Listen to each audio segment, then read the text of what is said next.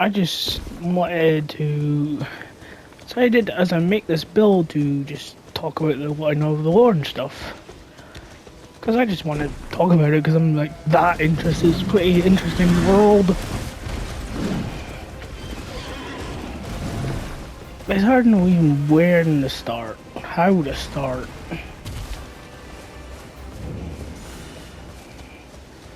How you could even condense the world lore. Like, it's that much. I could go through this entire playthrough and I could still be before the fucking shattering. There's that much to talk about. And of course, nothing's canon, there's always speculation. That's my interpretation of this lore. We are a Tarnished. Now, Tarnished are basically Godfrey's army, I guess? Him and his descendants, his loyalist knights,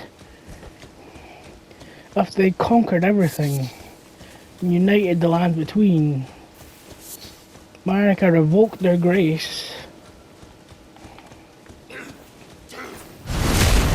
and banished them, essentially, into what was called the Long March. Now, we don't know how much time passed between that and then.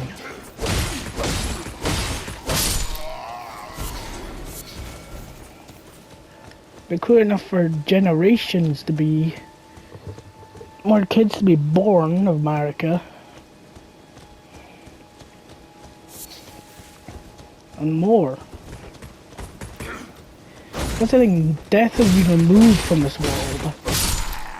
So the fact is, stuff can happen over decades, centuries, thousands of years, we wouldn't even know. Everything's pretty much in a state of collapse. Everything's rubble. Everything's falling apart. In some places, nature claims stuff.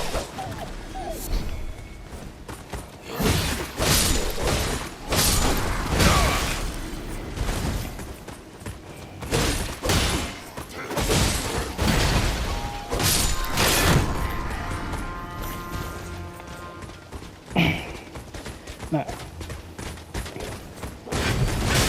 many you could say factions in ELDEN Ring. Like now, these are Godric soldiers.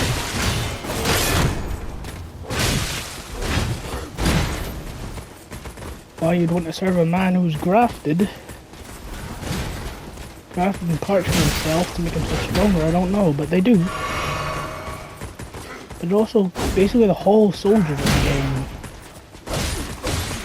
One of my other factions. They're undead. And we're not killing them. Eventually just gonna get back up. Because death has been removed from the world.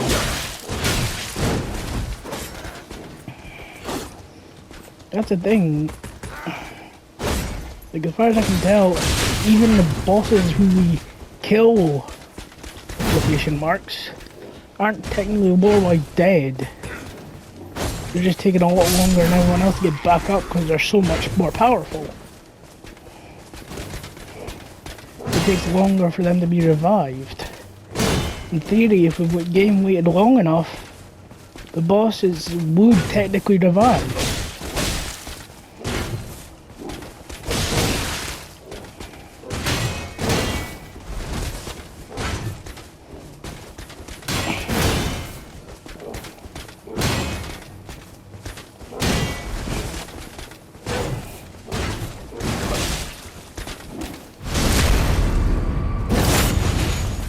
Because Marika had death sealed.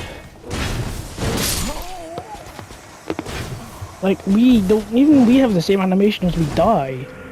Our ash fades off and we're resurrected at a grace. Or a stake. Because Marika fucked around basically the walls of reality. That's what the Elden Ring is. It's basically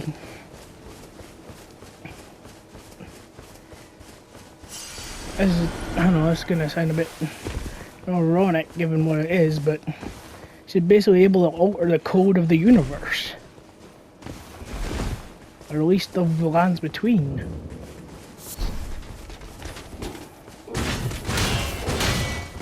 Which is the same way Gwyn fucked up by trying to affect the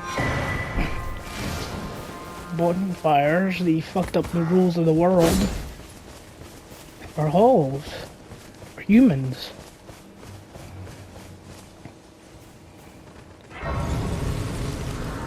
Rest.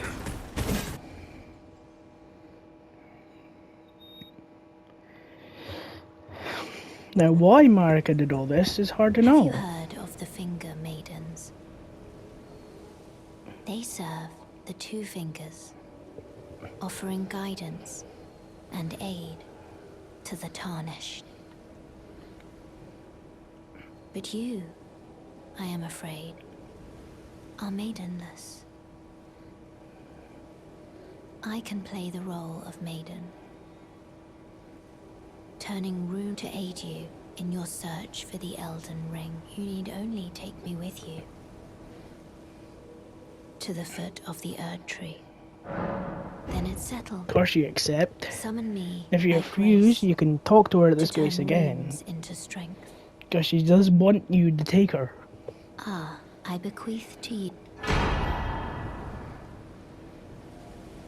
Use it to traverse. It will summon a spectral steed named Torrent. Torrent has chosen you. Treat him with respect. Shall I let my share them with me? Now this final build of mine is going to be a strength build. Your ambitions. With a tiny bit of faith. Principles you would follow.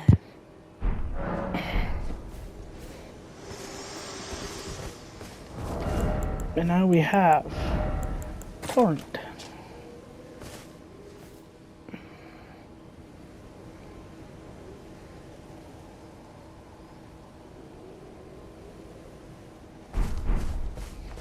Now is an interesting crimson flasks can be used to revive Torrent. What that actually means is unsure.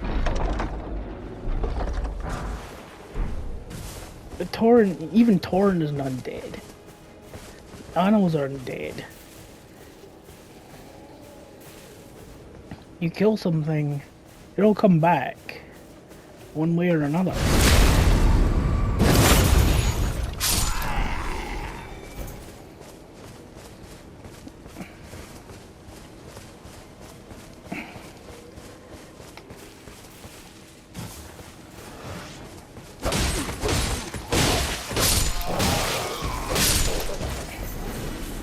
Now, this is something that's explained basically lore-wise, but it wasn't actually explored in the other short games by From, so I'm glad they kind of concluded it. There's a lore explanation why these enemies come back.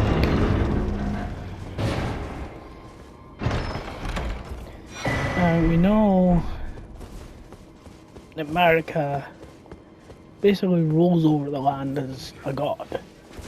She is the sort of de facto god over everything. All these races of humanity, all the demi-humans, and the trolls and the giants,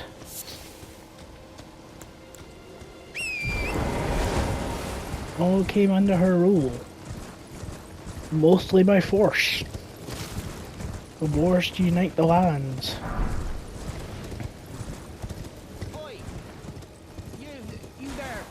Could you help us out, Cully? And this is an NPC I can really struggle to fucking find.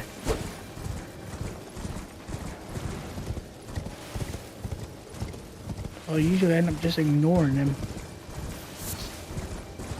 Sometimes there's a message down just telling us where he is. Are you one of the orange trees?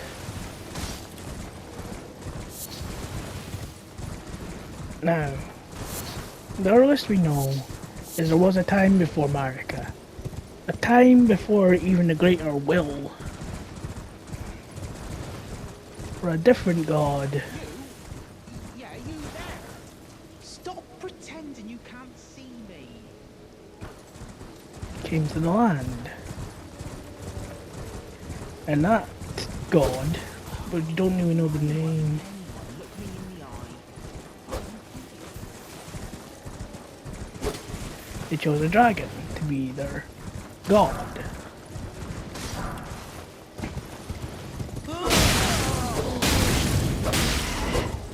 A dragon we can fight in Farmalia. A god that had the ability over time. One way or another, this god was overthrown by the greater will, and Marek was thrown in his place. Even before that, there was also the primordial tree.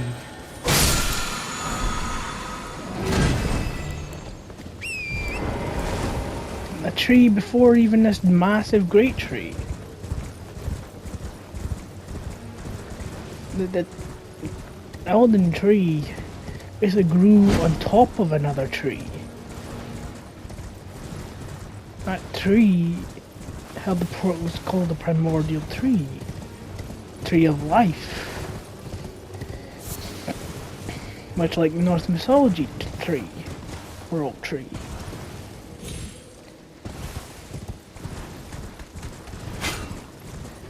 The Elden Beast came, haunted its tree, sent the beast as basically an envoy, hold the power of the Elden, hold Earth's power for the Elden Beast, and then chose Marek as the god, the hand control this beast. And the Elden Ring, the Elden Beast, that are one and the same, basically can change reality. It controls the very concepts of reality. It makes it remarkably powerful. Marika was even able to alter this in any way she wanted. And one of the first things she did was remove death. Now she removed death, her reign as god would basically be eternal. She would not die and be replaced, someone else take over her rule.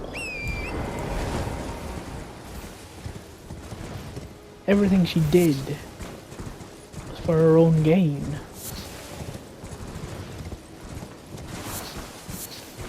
But she needed champions, strength, to rule, expand the influence of greater will. So, she chose this powerful warrior to be her consort, her king, her warrior king, to lead her armies. Oraloo was chosen, became Godfrey. But he was a man with an insatiable bloodlust for battle. So, he was given a beast to contain aspects of his lust. A lion beast named Suresh. Marika had her own beast as well. Hello? Might I bend your ear for a moment? My name is a servant. But I swear my good father decided him. The servant, they've since come. I fear it's please. Would you mind my soul wishes, please? Thank you. Then please, deliver it to my father. Marika had a beast, an Empyrean named Maraketh. And now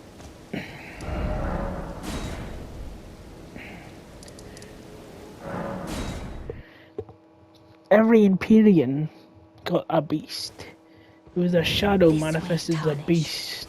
May I have a word? A pleasure. I am the witch. I'd heard tell Rihanna of it, and upon looking had into a the beast matter, as well. the Her talk beast I is blood. surmise is of thee. Thou art possessed. Call forth. I was entrusted by Torrent. As she holds a spectral bell Tis a bell for and knows summoning the Torrent's spirit. Now master. it is that Now we do have to ask ourselves, Forgive mine intrusion, tarnished. who was Torrens' previous master?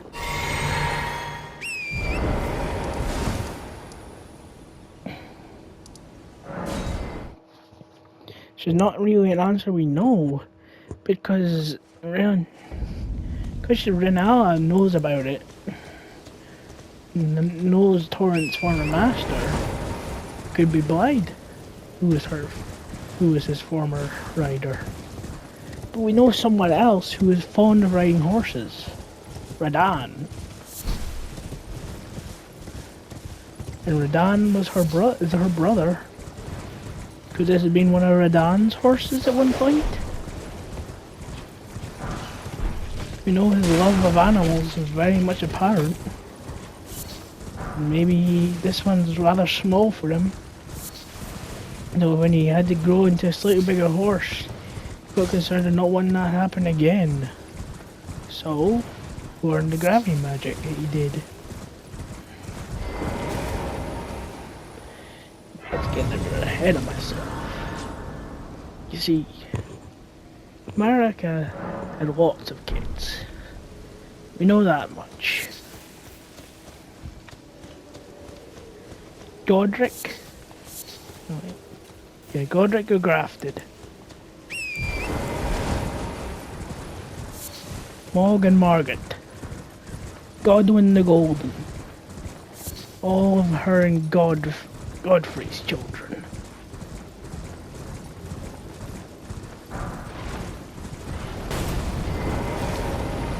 Then, at some point or another, Radagon,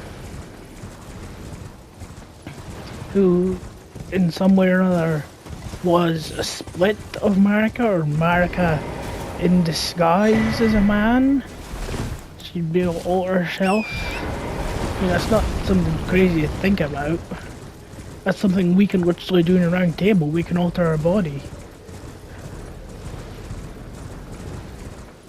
At some point or another, Marika made or birthed an aspect of herself, split an aspect of herself from herself as Radagon. And Radagon met Queen Renala at Kieran Manor and had children of themselves. Brenya, Rykard, and Radan.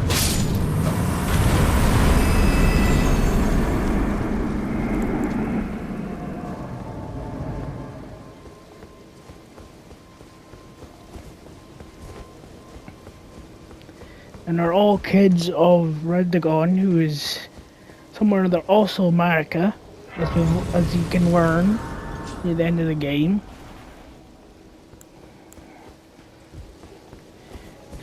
My aspect of that is to believe sorry, that Marika split off a part of herself at one point to become Radagon and all of that. Knowing at some point Radagon will be able to unite the two warring nations.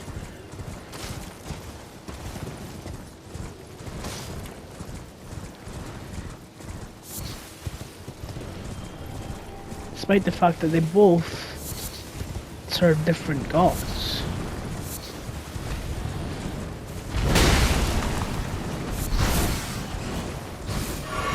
So it was clear that the gods are also fine in sharing this world when it was most prevalent. When it was most useful for the gods to do so.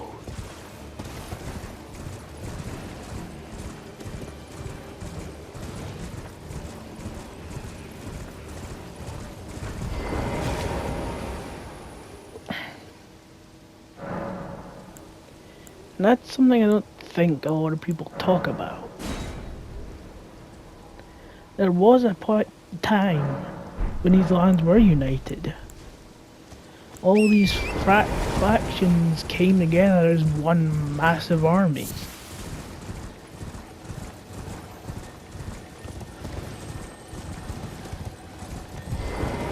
an army Radan probably led as their general.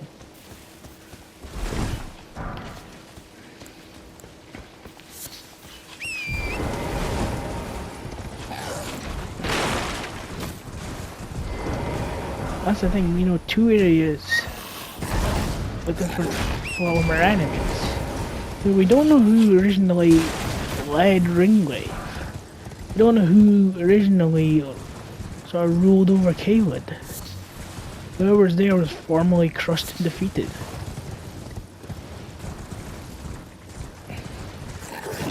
But at some point or another, during all this, before the shattering, once Horaloo was sent back, Radagon was, by one mean or another, came back to America and became one again. And after this, they had two more kids, Elenia and Mikola. But there's another kid, one who doesn't look like a demigod at all, but is yet still a god herself. Helena. Might be hard to understand if you haven't looked at her dialogue, but she is, as she says herself, a child of America. And she definitely has some kind of abilities.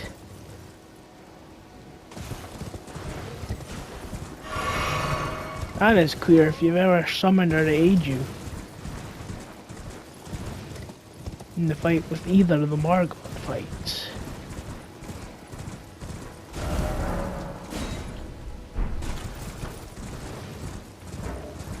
She is capable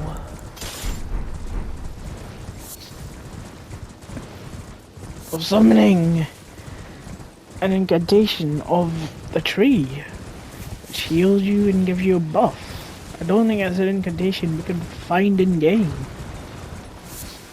It's a power unique to Millennia, which who knows what our true powers even are. It's not really something we find out.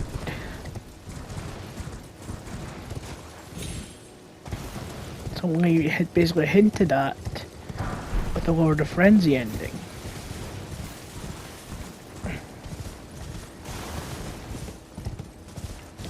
So yeah, every single demigod in the game is a child of America, in one form or another.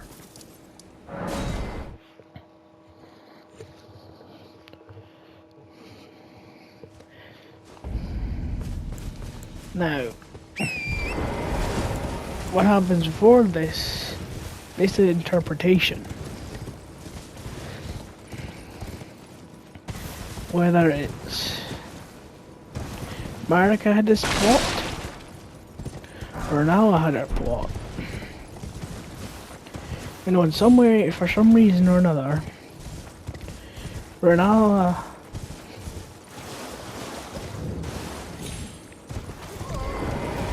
had puppets made. That's not right. It's part of it. She had somehow stolen a shard of the Death Rune from Malcolm and gave it to her order. Gave it to the Order of Assassin Knights, Black Knives. In doing so, slayed Godwyn the Golden and killed her two finger representatives and herself. Now, why she wanted to slay herself and why Godwyn was chosen in particular is unknown. Perhaps he just had the most affinity, perhaps he was the easiest to get killed.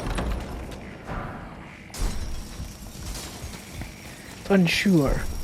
Godwyn was chosen to be murdered, and Renala wanted to slay herself to not be part of the Finger's will, to be stripped of her own flesh.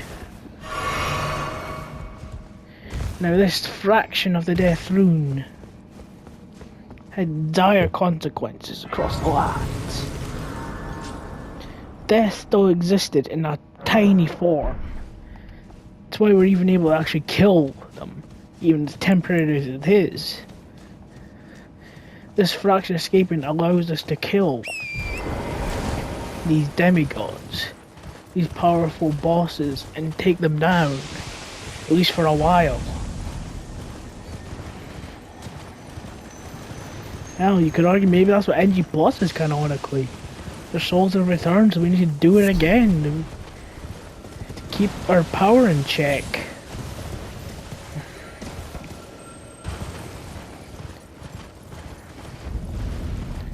That's something you could argue for. Now, after this, Marika shattered the Elden Ring. While she'd out of grief, it was part of her master plan. That's up for debate. But what we do know is it shattered the ring. And the red surviving demigod children all got shards. That's the thing, even Renala got a shard. Got a shard. She killed one of her brothers and still got a shard piece. So maybe Marika wasn't exactly full of grief.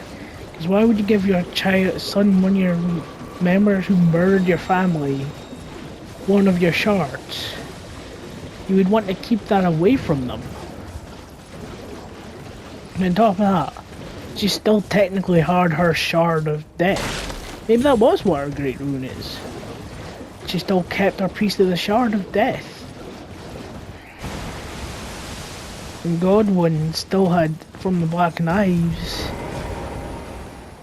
a shard embedded into his own body. One which Fia the Deathbed Companion has.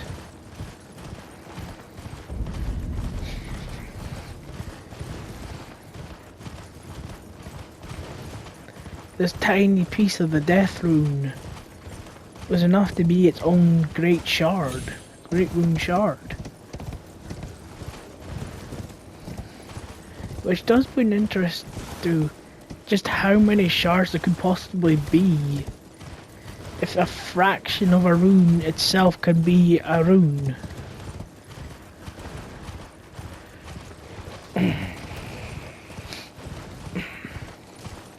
Marika shattered the Elden Ring. Radagon's side of her tried to repair it. This constant struggle, maybe this is what keeps the world barely alive as it is.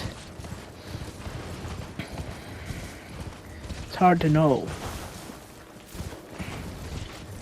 But what we do know is that by all means doing this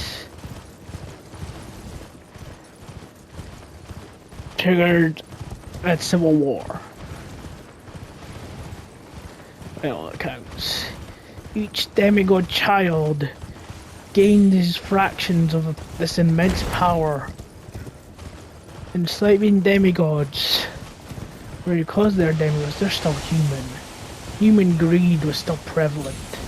They wanted more power. They wanted more. Always seeking more.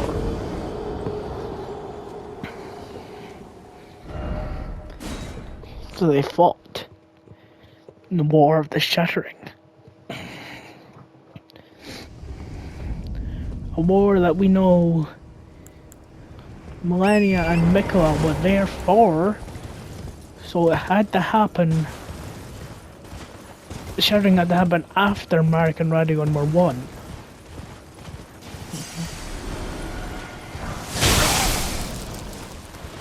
Each one, like Rune of Death, would just keep coming back.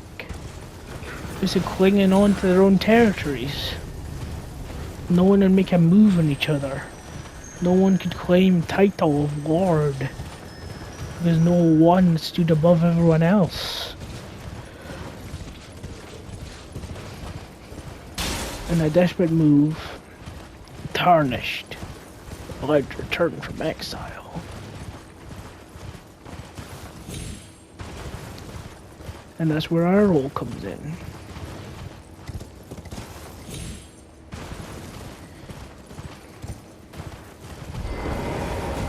we were came back from exile. Outside the lands between.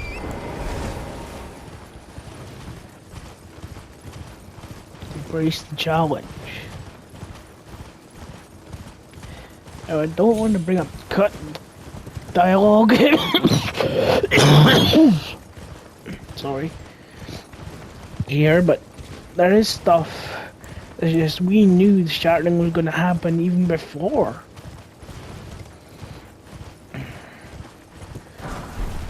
We were specifically chosen to be the Tarnished to return.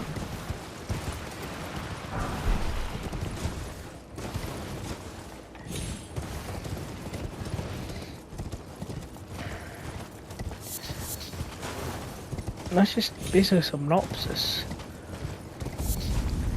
The war was held. The demigods were all at a standstill. No one was significantly more powerful than another. And no one really won. Forgive me to determine if you had. It seems torrent, whereas I'm in. There is, but I can take gathering place. Very well. Let my hand.